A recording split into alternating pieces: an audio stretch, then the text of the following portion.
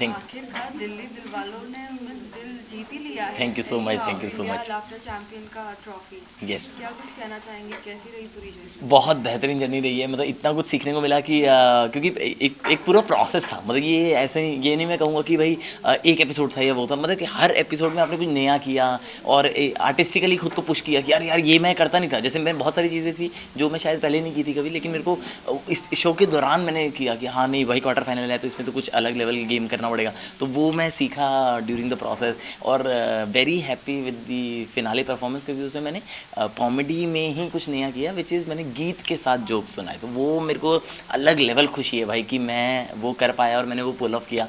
So very happy.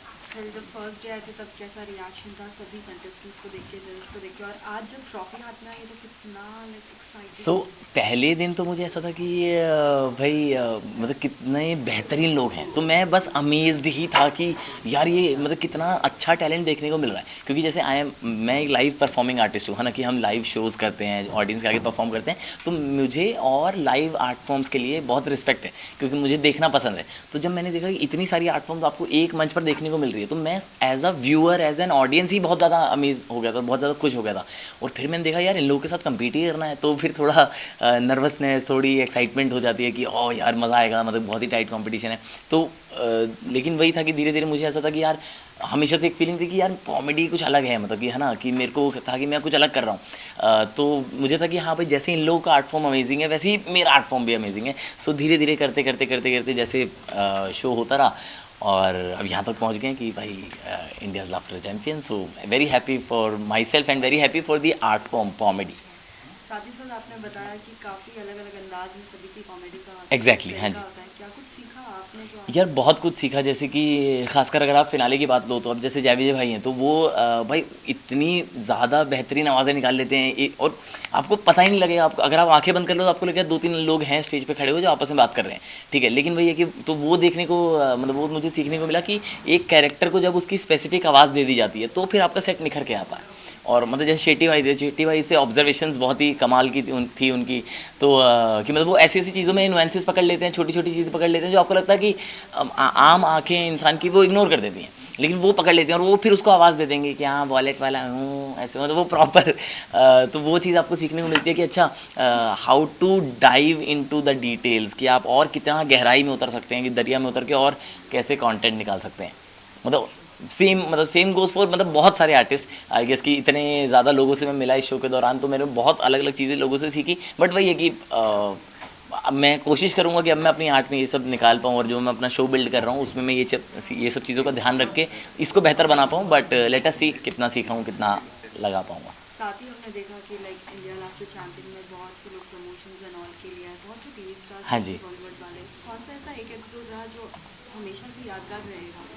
सो सबसे ज़्यादा यादगार तो पहला एपिसोड ही रहेगा, क्योंकि एक तो ये कि वो टीवी के मतलब मेरा शो का पहला एपिसोड था। और दूसरा ये कि हम जैसे हॉस्टल में थे ना जब, तो हम क्या करते थे दोस्त यार ऐसे शाम में जब सारे फ्री हो गए हैं, ठीक है, और पढ़ने का किसी का मन नहीं कर रहा है, बाहर जाने का पैसा नहीं बचा है क्योंकि मंथन चल रहा है, ठीक है, तो मूवी जा नहीं सकते, तो हम लोग क्या करते थे यूट्यूब पर ही लैन से और वाईफाई से राजपाल यादव की फ़नी वीडियोस देखते थे, ठीक है, कि वो छुप के और ढोल वाला सीन कि अबे शर्ट उल्टा नहीं है, ये मुंडी उल्टी नहीं है, ऐसा वाला। तो वो सब देख के बहुत हंसते थे और बहुत ज़्यादा ही मतलब ऐसे पूरे 7-8 लड़के एक छोटे से रूम में बैठे हुए हैं हॉस्टल के और उनकी वीडियोस देख रहे हैं। तो जब मैं उनके आगे परफॉर्म किया मैंने, तो वो बहुत ही ज़्यादा मतलब एक ब्लेसिंग थी, बहुत ही ज़्यादा एक ओवरवेलमिंग सा इमोशन था, बहुत इमोशनल सा मूवमेंट था, क्योंकि आप हमेशा से उनकी बातों पर हंसते आए हो और अब आपको मौका मिला कि अब आप उनको हंसा पाओ। और मैंने जब अपना सेट परफॉर्म किया तो उन्होंने बहुत ज़्यादा इन्जॉय किया। तो वो जब मैं देख रहा था ना कि अरे यार ये तो क्या, ये वही बंदा है यार जिसकी बातों पे हम हंसते थे। और फिर अब वो इन्जॉय, और वो लिटरली भाई राजपाल सर की एनर्जी वही वाली है ना, तो ऐसे क्या ऐसे बिल्कुल सोफे पर उछल कूद के हंस रहे हैं। तो भाई मेरे लिए वो बहुत ही यादगार लम्हा और बहुत ही खूबसूरत।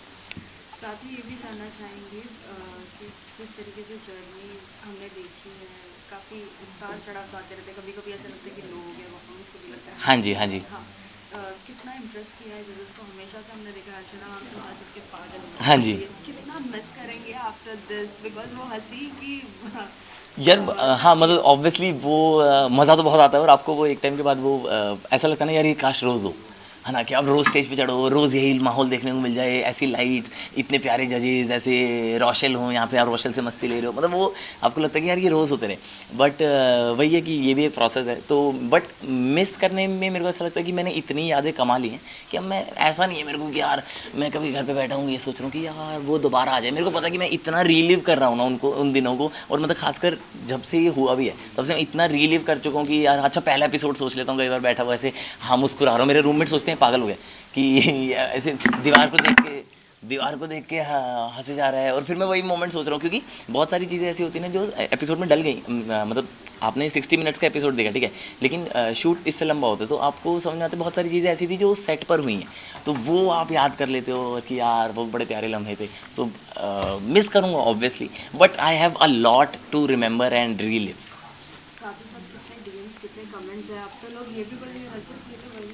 हाँ, ये तो ऐसे कि ऐसा वो वाला रिएक्शन तो मेरे को अभी वो मिलने लगा है, ठीक है, कि ऐसा वाला होता है ना कि क्योंकि टीवी में क्या है कि लोग शायद अपना नाम बाद में पहचानते हैं लेकिन काम पहले देख लेते हैं, और सोशल मीडिया में आजकल ये ताकत है, तो मेरा कुछ एक काम पहले पहुंच गया और नाम नहीं पहुंचा, तो वो वाली चीज़ है ना, तो लोगों को अक्सर ऐसा लगता है कि शायद नाम कम ध्यान नहीं है, तो उनको आ नहीं रहा होता, तो रिकलेक्ट कर रहे होते हैं, और फिर वो, लेकिन उनको ऐसा होता है कि आप, हाँ मैंने कहा हाँ हाँ मैं और आपके मन में हो रहा था ना कि हाँ हाँ बोलो ना मेरा कि क्या है, तो बट वही वाला सीन रहता है कि तो लोग पहचानने लगे। और फिर जब मैं बोलता हूँ कि हाँ जी, तो वो पूछते हैं कि आप रजत, तो मैं बोलता हूँ रजत, फिर उनको मेरा काम याद है।